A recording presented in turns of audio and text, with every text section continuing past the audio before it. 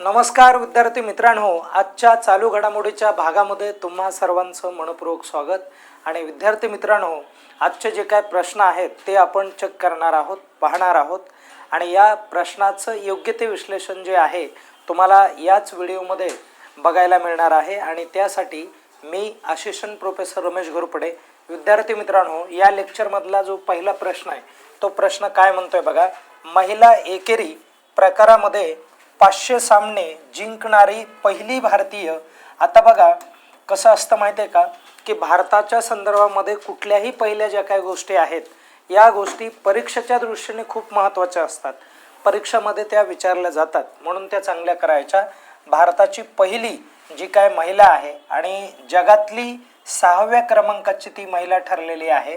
तर त्यांचं नाव काय आहे, तर या ठिकाणी अशा पद्धतीचा जो प्रश्न आहे हा प्रश्न आपण तयार केलेला आहे. तर त्याचं करेक्ट नाव काय आहे, तर पी.व्ही. सिंधू. आता मला कमेंट करून सांगा की पी.व्ही. सिंधू या जे खेळाडू आहेत या कोणत्या खेळाशी निगडीत आहेत. आणि तुम्हा सर्वांना माहिती आहे, आणि माहिती आहे म्हणून तुम्ही कमेंट करू शकता. आणि नुकतीच त्यांची काय झालेली आहे, निवृत्ती देखील त्यांनी जाहीर केलेली, म्हणून हा पण मुद्दा या ठिकाणी महत्त्वाचा बनतो. ओके, पुढे जाऊयात आपण. बघा नंतरचा प्रश्न, प्रजासत्ताक हा जो दिन आहे आपण या वर्षी म्हणजे 2026 या साली प्रजासत्ताक दिन हा कितव्या क्रमांकाचा साजरा केलेला आहे तेही एकदा मला कमेंट करून सांगा. प्रजासत्ताक दिनाच्या चित्ररथ संचालन 2026 मध्ये अव्वल क्रमांक कोणत्या राज्याने पटकावलेला आहे ते तुम्हाला सांगायचं आहे. तर इथे करेक्ट उत्तर काय आहे, आपल्या महाराष्ट्र या राज्यानेच पटकावलेलं आहे.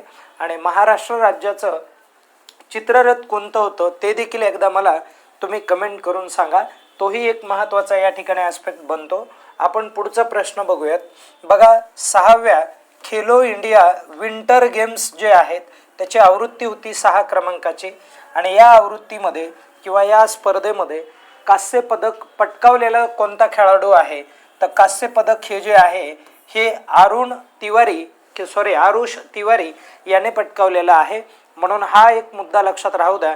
कसं असतं, एखादा खेळ आणि त्या खेळामध्ये मिळवलेलं जे काय पदक आहे हे पदक आपल्याला परीक्षेला विचारलं जातं, म्हणून हे लक्षात ठेवायचं आहे.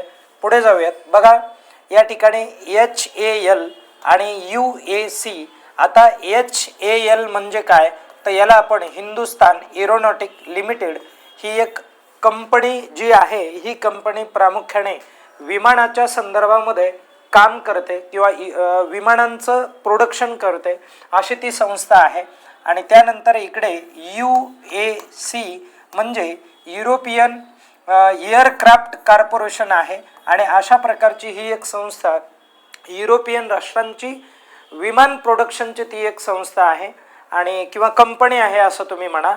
तर या दोन्ही ज्या काही कंपन्या आहेत यांच्यामध्ये नुकताच करार झालेला आहे. आणि त्या करारानुसार भारतात कोणती विमाने तयार केली जाणार आहेत, दोघांच्या संयुक्त विद्यमानाने म्हणा किंवा एकत्रीकरणातून भारतामध्ये काही विमानांची निर्मिती केली जाणार आहे. आणि अशा स्वरूपाचे प्रश्न परीक्षेला ऑलरेडी विचारून झालेला आहे, म्हणून लक्षात राहू द्या. सुपरजेट 100 हे जे विमान आहे हे विमान या ठिकाणी तयार केलं जाणार आहे. SJ100 त्याला तसंही त्याही नावाने ओळखलं जाणार आहे, म्हणून हा प्रश्न या ठिकाणी चांगला करून ठेवा.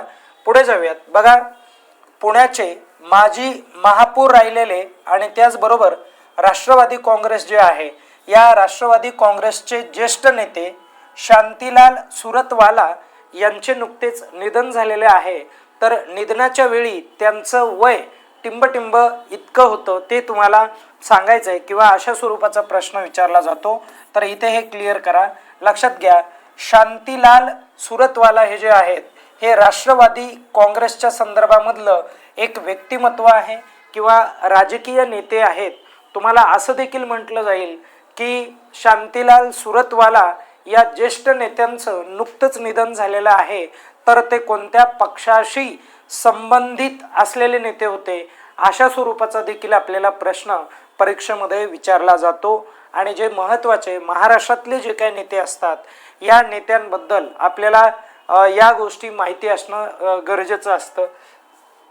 पुढे जाऊयात. लक्ष द्या, या ठिकाणी काय म्हटलंय, ऑस्ट्रेलियन महिला T20 क्रिकेट संघाची जी काय कर्णधार आहे, या कर्णधार म्हणून अलीकडे कोणाची नियुक्ती करण्यात आलेली आहे, अशा स्वरूपाचा प्रश्न तुम्हाला पडेल.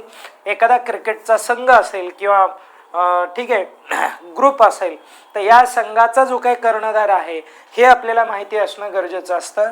तर या ठिकाणी याचं जे काय करेक्ट उत्तर आहे हे सोफी मॉलिनिक्स नावाची ही जी महिला आहे, ही महिला आता काय करणार आहे, तर ऑस्ट्रेलियन महिला T20 क्रिकेट संघाचं नेतृत्व करणार आहे, किंवा या ठिकाणी आपण असं म्हणूयात की ती कर्णधार या पदी रुजू झालेली आपल्याला बघायला मिळेल.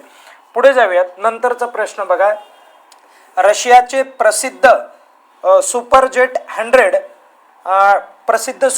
100 ज्याला तुम्ही SJ-100 विमान म्हणता, आणि या विमानाने ही विमाने भारतात तयार करण्यासाठी कोणत्या 2 कंपन्यांनी करार केलेला आपल्याला बघायला मिळतोय. तर असा उलटा देखील प्रश्न पडू शकतो, म्हणून असा आपण तयार केलाय. आणि याचं उत्तर काय आहे, हिंदुस्तान एरोनॉटिक्स लिमिटेड आणि त्याचबरोबर युरोपियन एअरक्राफ्ट कॉर्पोरेशन, अशा प्रकारच्या या 2 कंपन्या आहेत. दोन्ही कंपन्या एकत्र येणार आहेत.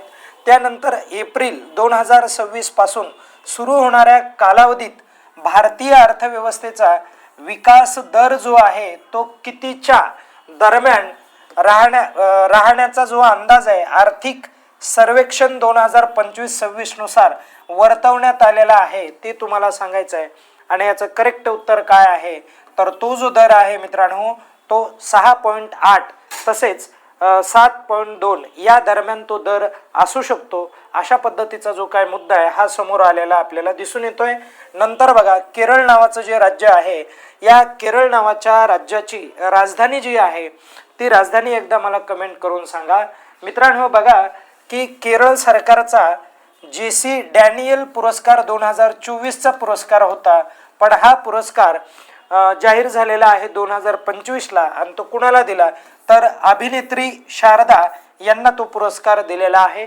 म्हणून हेही लक्षात राहू द्या, जाहीर 2025ला झालेला आहे म्हणून तो विचारण्याची शक्यता होते. आणि बघा, विली रिचर्ड हिरोज पुरस्कार 2025चा आहे, जो 26ला जाहीर झाला.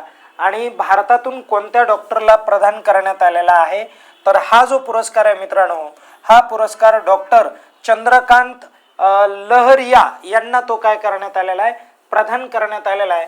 आणि अशा स्वरूपाचा जो पुरस्कार आहे हा पुरस्कार डॉक्टर या प्रोफेशनसाठी दिला जातो, म्हणून हे देखील लक्षात राहू द्या. या ठिकाणी आपले आजचे जे काय प्रश्न आहेत हे प्रश्न या ठिकाणी पूर्ण होतात. आणि तुम्ही या प्रश्नाचा चांगला सराव करा आणि स्वतःची काळजी घ्या. परीक्षा जवळ येत आहेत. धन्यवाद.